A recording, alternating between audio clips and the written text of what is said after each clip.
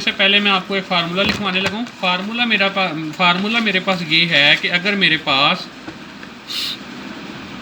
Formula जी theorem ही है basically, ये भी थ्योरम कहता है कि अगर मेरे पास लप्लास निकालना है टी की power n F of T. अब मेरे पास ये बेसिकली दो फंक्शंस हैं मल्टीप्लाई हो रहे हैं। एक तो इसमें कन्फर्म है टी की पावर n होना लाजमी है। टी की पावर n का मतलब ये है 1 2 टी की पावर 1 टी की पावर 2 3 4 5 कोई भी नंबर आपके पास हो सकता है, ठीक है, कोई भी नंबर हो सकता है टी की पावर में। और साथ में एफ ऑफ टी कोई भी फंक्शन हो सकता है। ये आपके पास एक्सपोनेंशियल फंक्शन भी हो सकता है, ये ट्रिग्नोमेट्रिक फंक्शन भी हो सकता है, या कोई भी फंक्शन जो आप अभी पढ़ के आए हैं उनमें से कोई भी फंक्शन हो सकता है।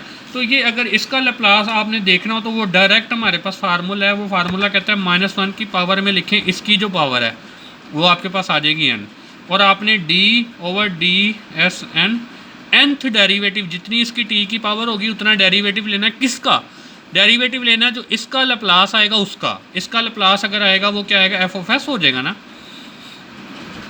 दोबारा से देखिएगा, अगर दो फंक्शन मल्टीप्लाई हो रहे हो उनमें से एक फंक्शन टी की पावर n लाजमी और एफ ऑफ टी कोई भी फंक्शन हो सकता है, ठीक है।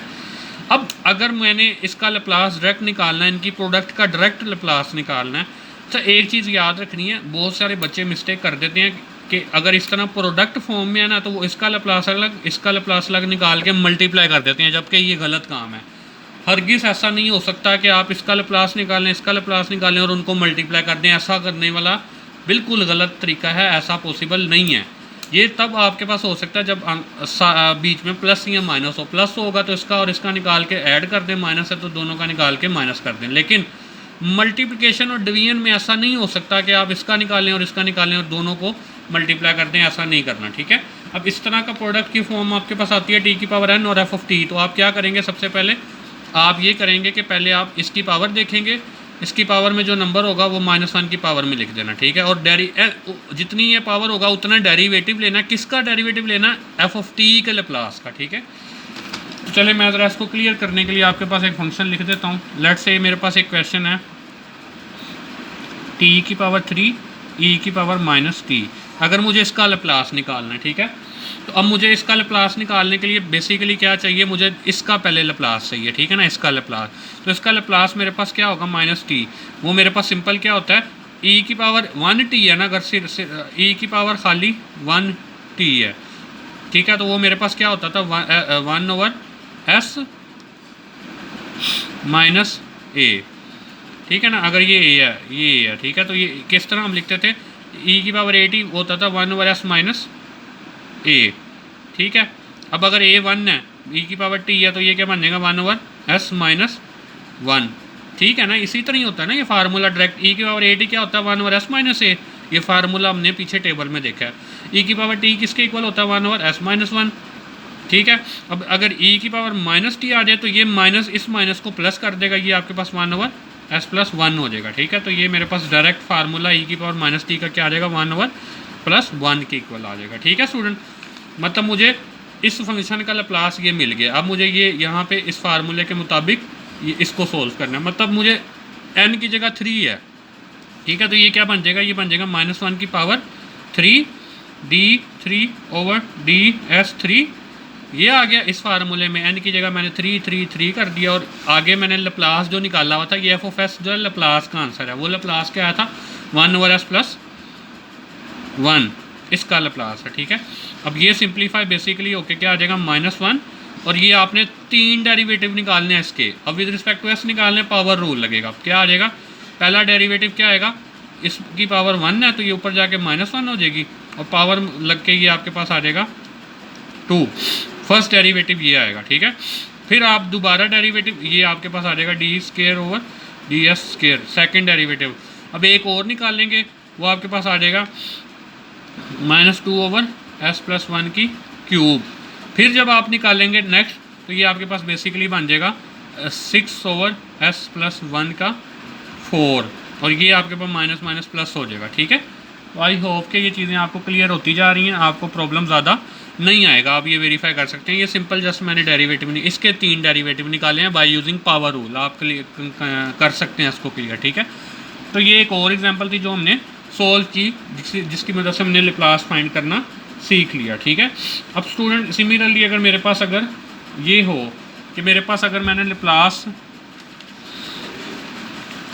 अब एक और एग्जांपल हम सोल्व करते हैं जी स्टूडेंट। नेक्स्ट हमारे पास है कि अगर मेरे पास अगर for example Laplace of F of T जो है वो है एफ ऑफ एस, ठीक है ना। मुझे ये पता है कि जब मैं स्मॉल फंक्शन का लेप्लास टी निकालते हैं तो वो F of S capital F of S में चेंज हो जाता है, ठीक है। तो अब मैंने अगर लेप्लास निकालना हो किसी फंक्शन एफ ऑफ टी का, वो जो कि डिवाइड हो रहा है टी पे, मुझे इसका लेप्लास अगर निकालना है तो ये इक्वल आएगा एस से लेके इन्फिनिटी तक इंटीग्रेट करो किसको, एफ ऑफ यू को और डी ऑफ यू को। ये बेसिकली एफ को एस की जगह ना यू की फॉर्म में लिख के एस से इन्फिनिटी इंटीग्रेट कर देना है। मतलब क्या, दोबारा से देखिएगा, अगर मेरे पास कोई फंक्शन है उसका लेप्लास एफ ऑफ एस है, अब वो फंक्शन पे आपको जो लेप्लास जिसका निकालना है उसके नीचे एक टी भी है, सिर्फ टी है। देखें टी स्क्वायर टी क्यूब इस तरह की कोई चीज़ नहीं है, सिर्फ टी है। फंक्शन है उसके नीचे टी है। अगर मुझे इसका लेप्लास निकालना है तो मुझे पहले एफ ऑफ टी का लेप्लास निकालना है जो कि एफ ऑफ एस आएगा। उसका एस को मैंने यू की फॉर्म में लिख लेना, मतलब यू वेरिएबल बना देना उसका, और फिर उसको एस से इन्फिनिटी तक इंटीग्रेट कर दूंगा तो मेरे पास लेप्लास आ जाएगा इस चीज़ का, ठीक है। तो मैं इसकी ज़रा एग्जांपल करवाता हूँ, आपको क्लियर हो जाएगा कि किस तरह से इसको सोल्व करना है। लेट्स से मेरे पास अब एक फंक्शन है लेप्लास, चलें जी लेप्लास निकालना चाह रहे हैं हम साइन टी और टी, ठीक है। अब अगर मैं देखूं स्टूडेंट, एग्जांपल है ये भी, मुझे पहले लेप्लास निकालना साइन टी का। साइन टी का लेप्लास मुझे पता है क्या होता है, Laplace of sign T basically equal होता है 1/s² + 1, ठीक हो गया ना। मैंने साइन टी का लेप्लास निकाला, वो a/s² + a², a यहाँ पे 1 है, 1/s² + 1² आ गया, ठीक हो गया स्टूडेंट। ये मेरे पास लेप्लास अब मुझे इसका निकालना है। अब अगर मैं देखूं तो मुझे क्या कहा जा रहा है, मुझे ये कहा जा रहा है कि अगर अब मुझे इस पूरी चीज़ का लेप्लास निकालना है तो मुझे पहले इसका जो आंसर आया हुआ उसको u की फॉर्म में लिखना है। ये बेसिकली 1/u² + 1 हो जाएगा, ठीक है। बेसिकली क्या बन जाएगा, ये Laplace of sine t/t equal आ जाएगा, हाँ जी किसके इक्वल आएगा, s से इन्फिनिटी, और जो लेप्लास आपने एफ ऑफ टी का निकाला हुआ था ना, एफ ऑफ टी ये था ना आपके पास, इसको यू की फॉर्म में लिख लें, ये बन जाएगा 1/u² + 1, और इसको डी यू पे इंटीग्रेट कर दें। ये चीज़ मैं आपको बता रहा था कि लेप्लास के आंसर को यू की फॉर्म में लिखने के बाद इंटीग्रेट करना, ठीक है। तो ये आपके पास 1/इंटीग्रेशन अब चूँकि मुझे पता है इंटीग्रेशन 1/x² + 1 होती है, इक्वल होती है टेंजेंट इनवर्स x के, ये आपने कैलकुलस में पढ़ा हुआ है सारा, ठीक है। तो ये बेसिकली आपके पास उसी तरह जो मैंने आपको बताया था, अगर लिमिट इन्फिनिटी हो जाए तो इसको किस तरह सॉल्व करते हैं, limit h approaches to infinity s h 1/u² + 1 du, इस तरह से लिखते थे, मैंने आपको पहले भी बताया था, ठीक है। तो ये आपके पास बेसिकली बन जाएगा limit h approaches to infinity tangent inverse u, यहाँ पे आ जाएगा h, यहाँ पे आ जाएगा आपके पास s, ठीक है। तो ये आपके पास फाइनल जो आपके पास चीज़ बन जाएगी वो कुछ इस तरह बनेगी, limit h approaches to infinity tangent inverse h minus tangent inverse s, ये आ गया, ठीक है। अब यहाँ पे तो लग जाएगा h की जगह infinity, tangent inverse infinity basically क्या होता है π/2, ये h यहाँ पे h है ही नहीं तो ये एज इट इज़ आ जाएगा माइनस टेंजेंट इनवर्स s। ये आपके पास आ गया लेप्लास ऑफ साइन t/t का, ठीक है स्टूडेंट। आई होप कि ये भी आपको क्लियर हो गया होगा। दोबारा से देखिएगा एक दफ़ा, अगर मुझे लेप्लास निकालना साइन t/t, मतलब दो डिवाइड हो रहे हैं, तो मैं पहले ऊपर वाले का लेप्लास निकाल लूँगा, ये आ जाएगा।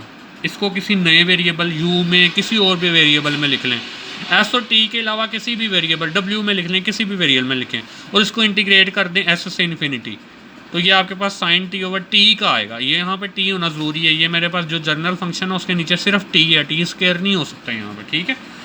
तो ये भी आप, आई होप कि ये भी आपको क्लियर हो गया होगा, इसमें अभी कोई मज़ीद ज़रूरत नहीं है डिस्कशन की। आई होप कि ये आपको क्लियर हो गया। ये इंटीग्रेट किया हमने, इंटीग्रेशन मैंने आपको ऑलरेडी बता दी थी, ठीक है। तो ये आपका इसका सोल्यूशन ये आएगा, ठीक है जी स्टूडेंट।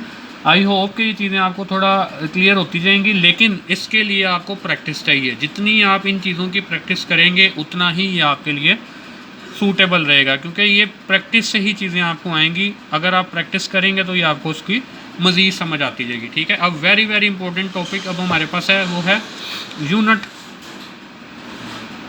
स्टेप फंक्शन, ठीक है स्टूडेंट। नेक्स्ट है हमारे पास unit step function. Unit step function basically हमारे पास लेट करते हैं A is greater than and equal to zero है, ठीक है। देन द यूनिट आपके पास ए कोई नंबर है जो कि greater than and equal to zero है, the unit the function u की पावर a जो कि डिफाइंड है, डिफाइंड ऑन 0 टू इन्फिनिटी, 0 भी शामिल नहीं है, इन्फिनिटी भी शामिल नहीं है, ठीक है, बाय u की power a t 0 if t is less than a, t is greater than a 1, ठीक है। इस कॉल्ड यूनिट स्टेप फंक्शन।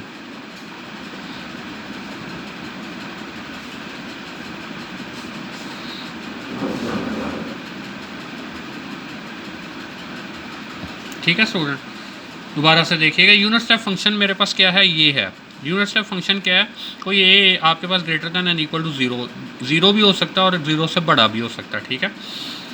अब मेरे पास किस तरह से डिफाइंड है कि अगर मेरे पास यहाँ पे टी की जगह अगर तो t लेस देन ए है, मतलब t लेस देन ए है, t जो है वो क्या है, लेस देन ए है, तो मेरे पास आंसर 0 आएगा, ठीक है। अगर t ग्रेटर देन ए है तो मेरे पास आंसर 1 आएगा। मतलब देखें 0 से 1 पे शिफ्ट होंगे अगर आप लेस देन ए से ग्रेटर देन ए में जाते हैं, तो मतलब एक स्टेप आप आगे जा रहे हैं, ठीक है। तो इसलिए इसको यूनिट स्टेप फंक्शन का नाम भी दिया जाता है।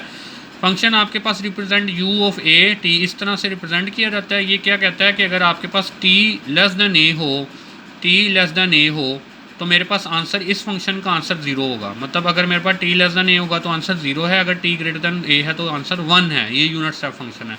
अब अगर मेरे पास a हो जाए 0, इफ़ a इज़ इक्वल हो जाए 0, तो फिर यही चीज़ क्या बन जाएगी, ये इसी तरह आ जाएगी, t इज़ लेस देन 0, 0 से लेस होगा तो मेरे पास क्या आ जाएगा 0, ठीक है। If t is greater then 0 तो आपके पास आंसर क्या आएगा 1। ये वही चीज़ है u 0 t, मतलब कि अगर 0 हो तो वो 0 पे इस तरह से डिफाइन है, वही है, जस्ट इसमें मैंने एक ही जगह 0 पुट कर दिया तो ये चीज़ बन गई, ठीक है। तो इसको बेसिकली हम कहते हैं यूनिट स्टेप फंक्शन, ठीक है ना। अब यूनिट स्टेप फंक्शन का मैंने अगर लैप्लास निकालना हो तो मेरे पास डायरेक्ट फार्मूला मुझे याद रखना पड़ेगा कि Laplace of unit step function क्या होता है जी, लैप्लास ऑफ